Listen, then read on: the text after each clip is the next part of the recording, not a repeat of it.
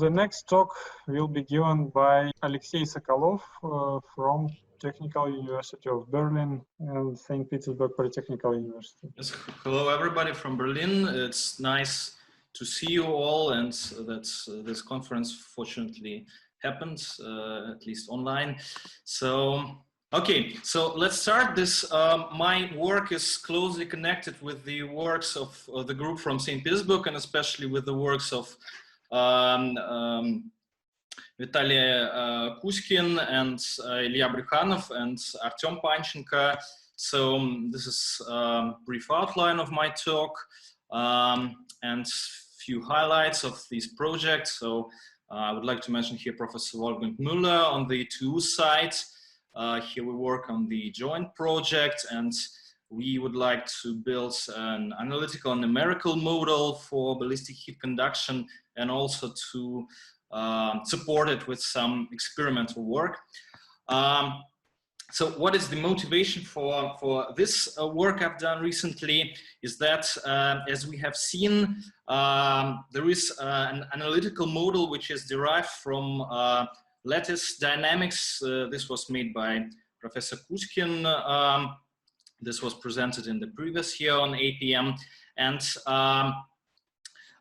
its advantages is that it describes, first of all, it's analytical. It is computationally very light, so it only needs a couple of integrals to be calculated numerically. It takes about 15-20 minutes on usual laptop. But the limitations is that it only describes harmonic interaction between particles. For example, on the other hand, we have another tool, which is molecular dynamics simulations, which are able to take into account different complex potentials, not only nearest neighbor interaction, but also more complex ones and harmonicity. But it is very computational demanding. I think Ilya will agree it takes about a week to calculate a similar problem, which takes 10-15 minutes in the analytical case. So my idea is if we can take the advantages of both approaches and to find a compromise somehow.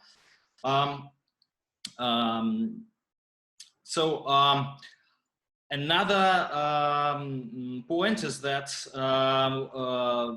the applications, so because we can consider different materials, and we are interested in 2D materials, which shows most interesting phenomena, which was proved experimentally, and also it is interesting in the context of various applications afterwards. So we have, for example, graphene, which is a semiconductor, and it has this story with electrons, which is also not straightforward and challenging topic. On the other hand, we have boron nitride, which is an insulator and probably more easy to describe. Also we have, for example, molybdenum disulfide and other materials which has also hexagonal geometry if you look from above, but it has more complex three-dimensional structure from the side. But the idea that it would be possible to describe heat conduction in these materials also. Other examples are phosphorine and materials like silicene, which are also interesting examples. In phosphorine, what determines heat conduction? What influences heat conduction, as we have seen from the previous works, from the work of Artem Panchenko? He just said that in this formula which describes heat conduction analytically, there is a group velocity which depends on the dispersion relation. So this heat conduction is dependent on the dispersion relation, and what is the most important, on the full dispersion surface. And because of this dependence on the space of dispersion surface, heat conduction can it shows this anisotropic behavior, which was shown and proved both experimentally and numerically and analytically. And here is another example which shows this behavior in this fancy material called phosphorine. And this is interesting, and this is what we are aiming at. And we are interested now in the dispersion relations. So another example is molybdenum disulfide, which also has this hexagonal structure as graphene, but it has this more complex 3D structure. Some of the properties can be derived using Raman spectroscopy, which we have here at TU Berlin. It has more complex dispersion plots with more dispersion branches. This is the question which Sergei asked. So this is because its basic cell has more atoms, and it's more complex. So it has more degrees of freedom in it. But it's also seen that if we have this dispersion relation, which we will be able to describe heat conduction phenomena. And we are mostly interested in graphene because it's more or less understandable. It has this 2D hexagonal structure, and it has some experimental verification, experimental results. So according also to the question of Sergei, so we have here in graphene different types of motion. It also corresponds to the talk of Elena Korzhnikova. But in the simplest harmonic case, we have here this transverse motion of molecules, in plane, out of plane motion of molecules, and this longitudinal motion of molecules. And what is interesting is that it is connected with something which we can measure in reality, and in particular in Raman spectroscopy. This is the picture which we have made here in our laboratory, and these different peaks, they correspond to different types of behavior, different types of oscillation. But let us concentrate on the out-of-plane motions, which were presented by Dr. Kuzkin in the last year. So we have here equations of motions, and we are interested in the group velocities, which determines our heat conduction, which was shown by Professor Kuzkin and Artyom Panchenko. Which is seen from this formula. So we see that we can have a temperature field, a transient temperature field, which depends on the coordinates. In three-dimensional case, it is not only the x, but the radius vector, and on the group velocity, which depends on the dispersion relation. So we are interested in the dispersion relation. And analytically, in a harmonic model, it can be easily, more or less easily obtained by a plane wave approximation, and we can plot it. We have for out-of-plane motions two modes, two branches, and we can plot it in different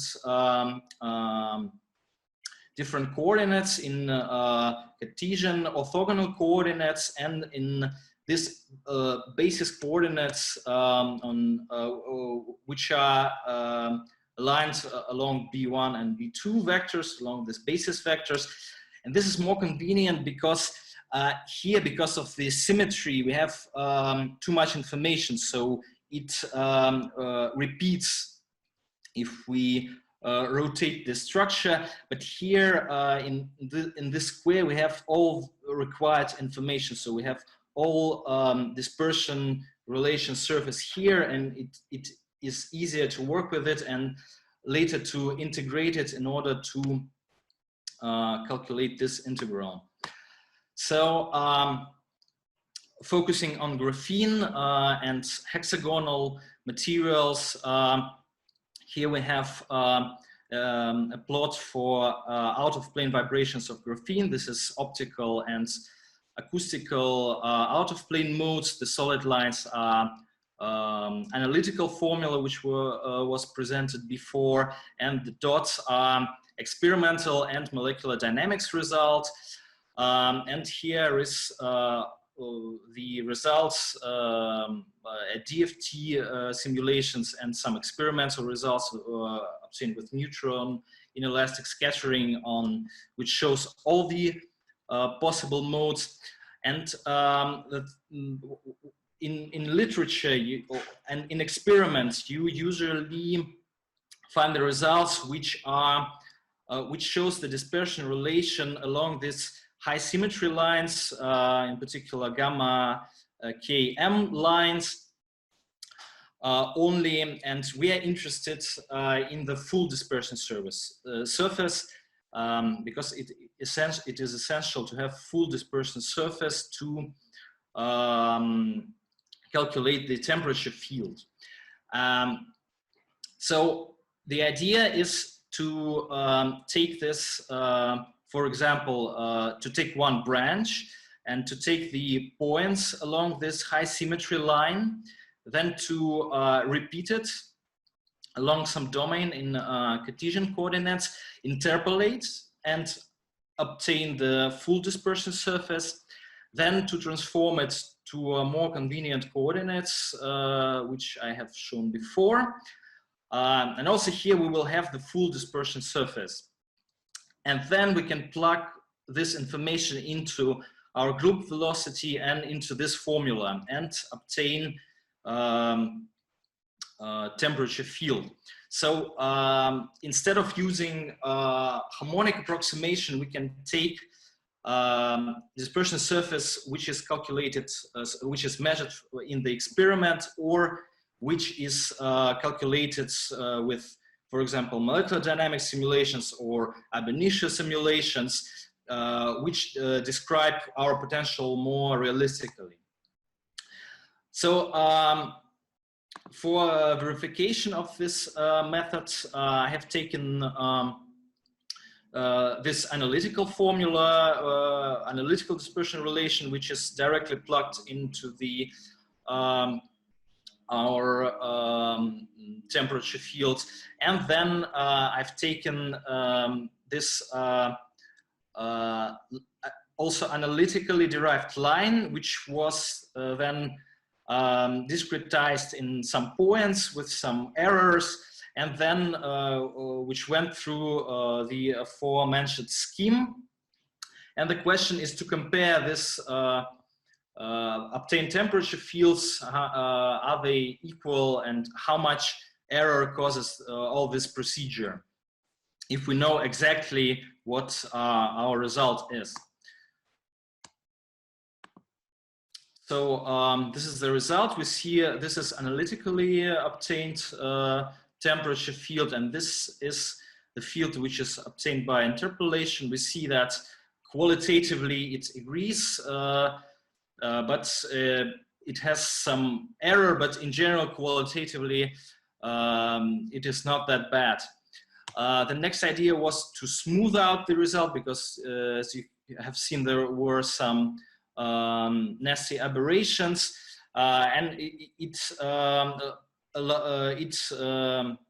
allows to derive a better looking result. But for example, here on the wavefront, you have the change of sign of the solution, which is not very good from physical reasons. So you have to think of some other methods of smoothing or fitting, or just to be satisfied with this results, depending on the problem you are interested in. And here we only considered acoustic mode of out of plane vibration. And afterwards, the further step is to take into account all the branches and to have the full picture, full temperature field. Also, I have taken some data from boron nitride and seen some qualitative differences between graphene and different way of obtaining dispersion relation in hexagonal boron nitride, because you see here have this bump in the middle, which we have also seen in previous works. So as the conclusions, here the proposed, so we use an analytical model, which is exact consequence of lattice dynamics, which is a big advantage of this model. It was developed by Anton Miroslavich Krivtsov and Vitaly Kuzkin and the whole group in St. Petersburg. And here in this work, I propose a method to expand this model on anharmonic interaction, and I verified this method on the known dispersion relations. Further, I'd like to take all the branches, all the modes into account, and also the question is the limit of applicability of this model, because the question is when this formula, which was derived by Dr. Kuzkin, is applicable. So is it applicable in weak inharmonicity or not? So that's it. Thank you. Okay, thank you very much, Alexey. Any questions, please? Maybe I will ask question. Sure. So if I understand, you use you can, among other things, you can use experimental dispersion curves to construct the temperature profiles. Yes. Well, from other hand side, you can use probably for the what have shown Ilya Brukhanov, he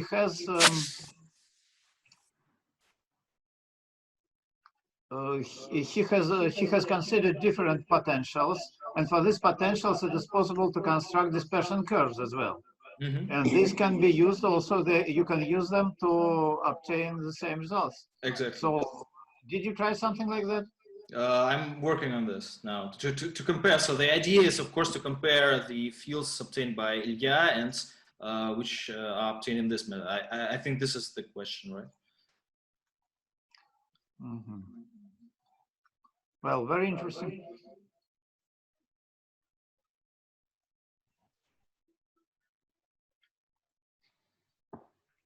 Alexey, have you estimated how many points on this dispersion relation we need to have for kind of reasonable accuracy in temperature field?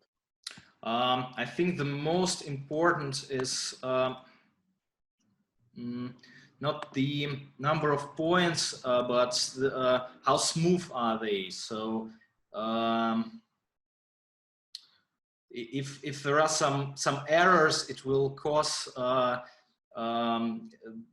big error in. So you see that you are taking derivative here. So if it's not smooth, so if the dispersion relation is not smooth, your group velocity will be very unsmooth, and this will cause the errors. So yes, first of all, it is important that there are enough points, but also the more important is if there are enough points, it's not very unsmooth and nasty, because otherwise it will also lead to a bad result. I understand. And when you said about using smoothing, you applied it to dispersion relation, right?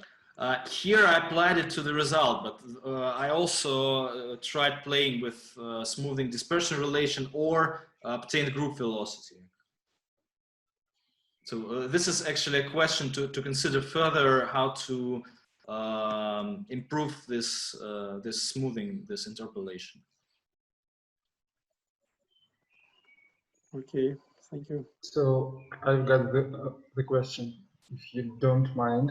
Yeah. So Alexei, so as far as I see from your talk, you obtained the profiles which looks like mine, but with the first potential. First of 1989. So with a minimum inside, like this center. Yeah. So have you ever obtained the temperature profile with a maximum inside? Like, yeah. And what is what would like a dispersion curves should look like to get this peak in the middle? Yeah, here it is presented only acoustic mode. So this peak in the center is caused by optical mode, and if you add it, I think you will see it. But at this stage, I was trying to verify if it gives a reasonable result and how much error it gives. So that's why I considered only acoustic mode for better comparison. Okay. Thank you for your answer. Thank you very much, Alexei, once again. Very nice talk.